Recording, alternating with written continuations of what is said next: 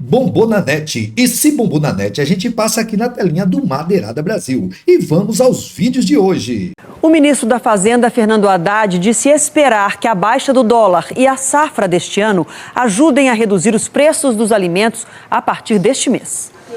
No dia em que o Banco Central deu razão à reclamação do brasileiro sobre a alta nos preços nos supermercados, o governo fez uma avaliação otimista. O ministro da Fazenda diz que espera mudança no cenário diante de dois fatores: a baixa do dólar e a super safra, que deve aumentar a oferta de alimentos. O dólar estava 6,10, está 5,80, né?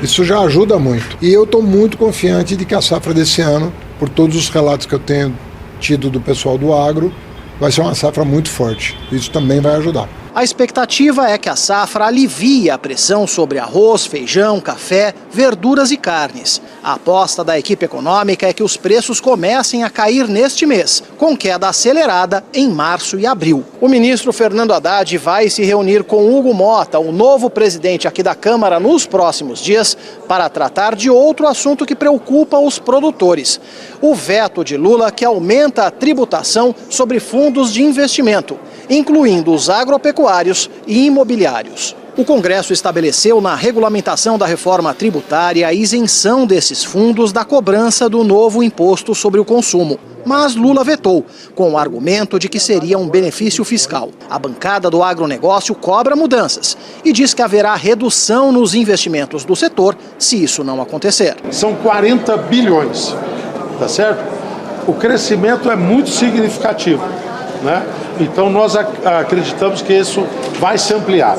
Mas 40 bilhões hoje, se colocar em risco, é muito. A instabilidade e essa dúvida dos fundos causará uma retração desse instrumento. Imagina 4 milhões de jovens abandonando a escola. Agora imagina um político torcer, trabalhar por isso.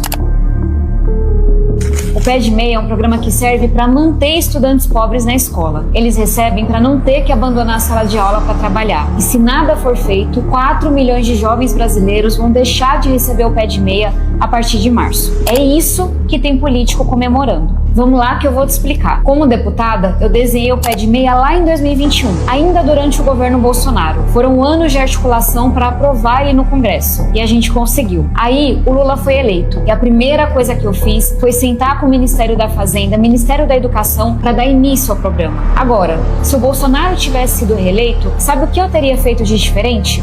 Nada, porque o que importa para mim não é quem está executando o programa, é quem está sendo beneficiado por ele. 4 milhões de estudantes de baixa renda. O que importa é que você, jovem, está tirando o seu diploma em vez de estar no sinal vendendo bala. Só que para pagar o Pé de Meia, o governo usou um recurso do FIES, que estava sobrando, parado, dinheiro que já era da educação. E tem gente questionando que esse valor tinha que voltar para o Tesouro antes de ir para o Pé de Meia. Acontece que a gente já tinha pensado nisso, e o Congresso aprovou uma lei para que essa transferência pudesse ser feita diretamente, dada a importância do Pé de Meia. E agora o Tribunal de Contas está questionando essa transferência e bloqueou o recurso. A verdade é que isso é uma tecnicalidade que não muda nada para os estudantes que dependem do Pé de Meia, e nem para brasileiro nenhum, porque o governo não está gastando mais, o recurso é o mesmo. Então qualquer político preocupado com os jovens desse país devia estar ajudando a desembolar esse nó burocrático. Mas assim que a adesão de travar o dinheiro saiu, o Nicolas Ferreira tuitou todo animado comemorando. Sabe por quê? Porque pro Nicolas, você, estudante pobre, não vale nada. O seu futuro não vale nada. Pro Nicolas, se a sua vida foi destruída para servir de munição contra o Lula, tá ótimo. E ele não tá sozinho. Em vez de se articular para evitar que milhões de estudantes percam o Pé de Meia, vários deputados estão trabalhando para agravar essa crise. Eles querem destruir o Pé de Meia porque acham que o programa é bom para a popularidade do governo Lula. A sua vida, para eles,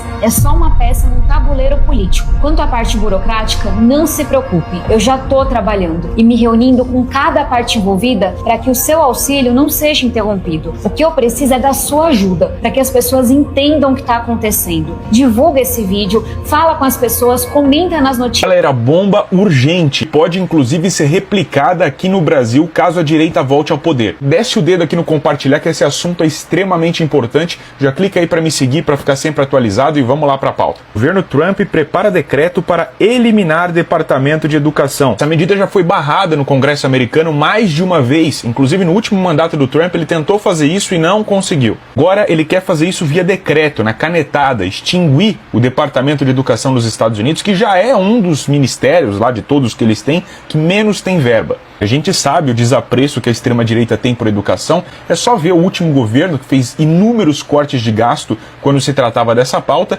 e agora, ainda mais isso acontecendo na Terra, que é o ídolo máximo deles, né, o Donald Trump, eles não podem retornar ao poder, porque a gente sabe muito bem o que vai acontecer, não só com a educação, mas com outros setores importantes. Repara que a ideia deles é a mesma em todos os lugares, ó. Eles querem enxugar o setor governamental e impedir o abuso do dinheiro para doutrinar a juventude americana. Esse papo de doutrinação furadaço aqui não é exclusivo do Brasil, inclusive não nasceu aqui, veio importado. Segundo as fontes aqui, essa ideia saiu principalmente da cabeça de quem?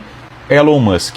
Então fica muito claro o objetivo da extrema-direita numa manobra global aí de tentar sucatear e prejudicar e estragar a educação de dentro para fora, né? Acabar com a educação na sua essência e transformar a educação em simplesmente produção de mão de obra. Então fiquem espertos, porque isso aqui é uma estratégia que hoje está dos Estados Unidos, mas eu não duvido nada que seja uma das primeiras movimentações que a extrema-direita faça, eventualmente se voltar ao poder em qualquer era aqui no Brasil. Então é uma luta que a gente precisa fazer para impedir que eles retornem. E claro, 2026 está aí, a gente já sabe muito bem o que a gente deve fazer para impedir que volte, né? Tá junto. É isso, pessoal. Deixa aqui nos comentários o que você achou. Não esquece também de compartilhar esse vídeo. Já me segue para acompanhar mais conteúdo que nem esse aqui.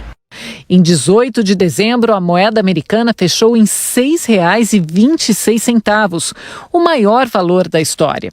Em 20 de janeiro, dia da posse de Donald Trump, ficou em 6,04.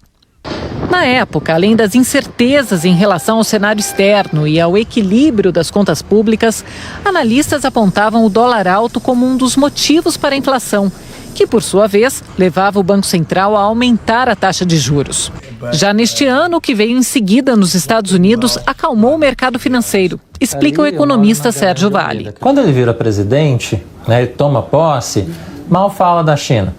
Ataca Canadá e México, essencialmente, na questão tarifária, e China fica de fora. Sobe, sinaliza dias depois subir só 10%, mas em relação aos 50%, 60% de tarifa, foi muito menos. O final do ano passado foi um conjunto, externo e interno. A gente teve o pacote fiscal no final de novembro, a eleição do Trump também foi em novembro. Então as duas coisas em conjunto meio que se potencializaram, se juntaram, a gente teve um efeito muito mais forte do que eventualmente a gente teria se tivesse acontecido uma coisa ou outra. Se o cenário externo ficou menos nebuloso, aqui dentro, na prática, pouca coisa mudou. Os economistas dizem que o humor melhorou com a sinalização dos novos presidentes da Câmara e do Senado de que a agenda econômica terá prioridade.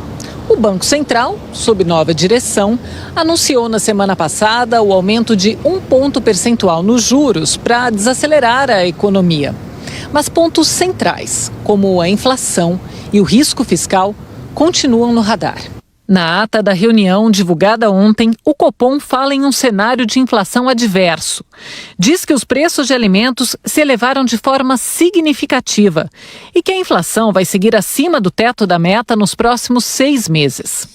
O documento também manteve o tom duro sobre as contas públicas, dizendo que o esmorecimento no esforço de reformas estruturais e disciplina fiscal tem o potencial de elevar os juros e sinalizou outro aumento de 1 ponto percentual na próxima reunião, em março.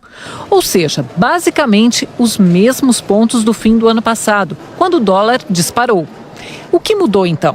A economista Cristiane Quartaroli explica que a taxa de juros no Brasil ajuda a baixar a cotação do dólar porque atrai investidores estrangeiros. É um diferencial de juros crescente com relação aos Estados Unidos e isso acaba atraindo fluxo de capital sob o ponto de vista de investimentos aqui para o Brasil, né? Então é dólar entrando no Brasil, então quando a gente tem mais dólar aqui entrando, a cotação também tende a cair, é o que está acontecendo, é o que aconteceu nesses últimos dias que a gente tem visto aí a cotação cedendo. Na avaliação do economista Felipe Salto, o patamar do dólar hoje é mais realista do que aquele do fim do ano passado.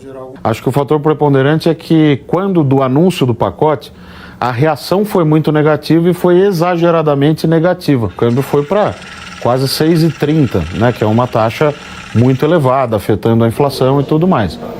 E um outro movimento nesse início de ano tem a ver com as declarações e as sinalizações do ministro Fernando Haddad e do presidente Lula. Ambos têm feito um esforço importante de melhorar a comunicação e de dizer que há sim um compromisso com a responsabilidade fiscal. Se precisar fazer novos cortes, esses cortes serão feitos. Agora, claro que é preciso materializar tudo isso e essas medidas precisam vir, precisam acontecer. Se você chegou aqui e não é inscrito ainda, se inscreva no nosso canal, deixe seu like e compartilhe esse vídeo e vamos para mais vídeos.